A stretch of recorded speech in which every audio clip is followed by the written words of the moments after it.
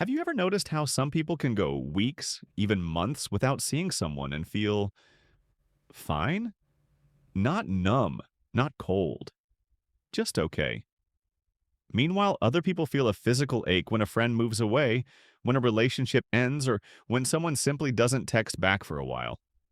And when this difference comes up, there's usually an assumption floating in the air that people who don't miss others easily must be detached, avoidant, or emotionally shallow, maybe even a little heartless. But psychology tells a much more interesting story. If you're someone who doesn't miss people easily, you've probably felt quietly misunderstood your whole life. Maybe you've been told, "You're so independent," in a tone that didn't quite sound like a compliment.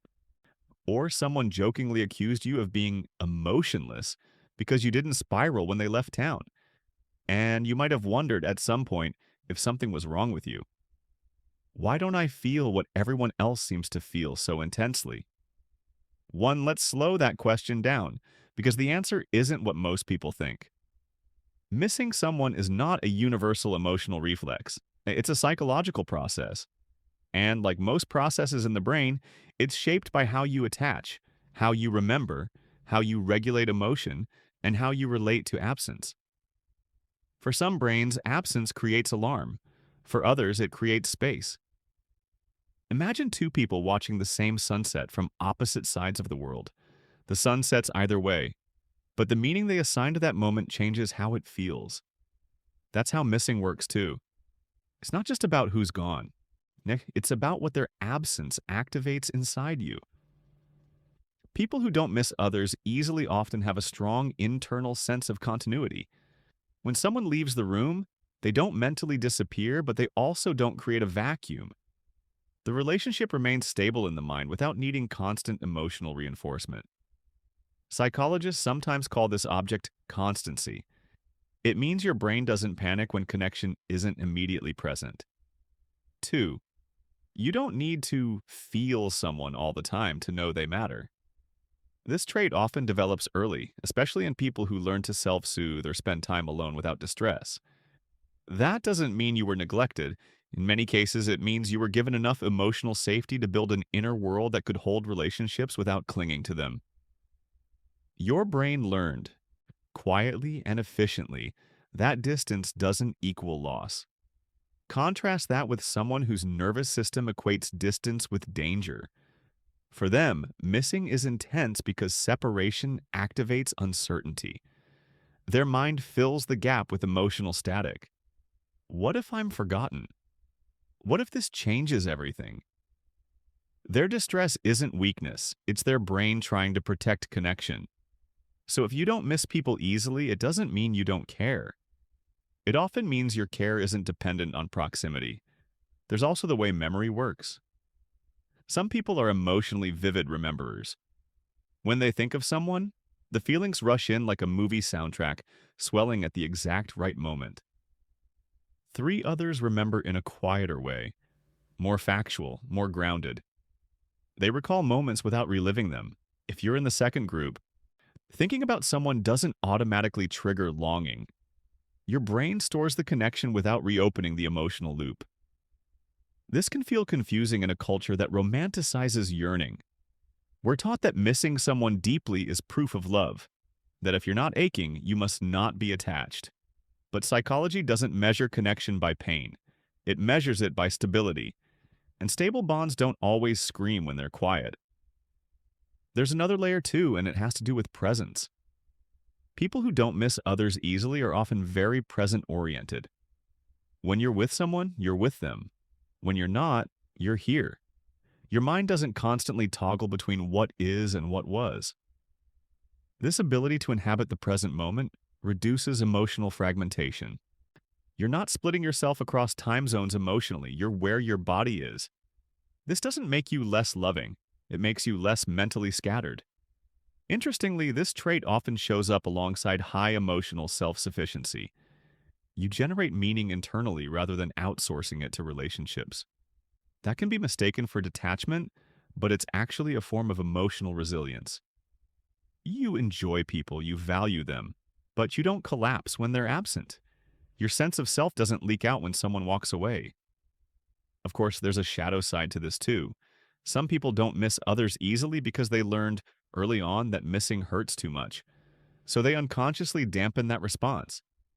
This isn't coldness, it's protection. When a child experiences inconsistency or emotional unpredictability, the brain sometimes adapts by lowering emotional dependency. If I don't need you too much, the nervous system reasons, I can't lose you too deeply. If this resonates, it's important to approach it with compassion, not judgment. Emotional regulation strategies are rarely chosen. They're learned, and they're learned for survival. But here's the key distinction. Not missing someone easily doesn't mean you don't feel loss. It means your feelings don't erupt on a schedule that other people recognize. You may process absence slowly, quietly, or privately. The emotion may show up later, sideways, or not at all. And that's still valid emotional processing. Think about how some people cry at funerals while others feel numb until weeks later. Or how some people feel grief as a sharp wave, while others experience it as a subtle shift in how the world feels. Emotional expression isn't standardized, neither is missing. There's also the role of cognitive framing. If you tend to view relationships as additive rather than essential, absence feels less threatening. You don't experience people as emotional oxygen. You experience them as enrichment. Losing enrichment is sad, but it's not destabilizing. Your baseline remains intact. This can make you an anchor in relationships.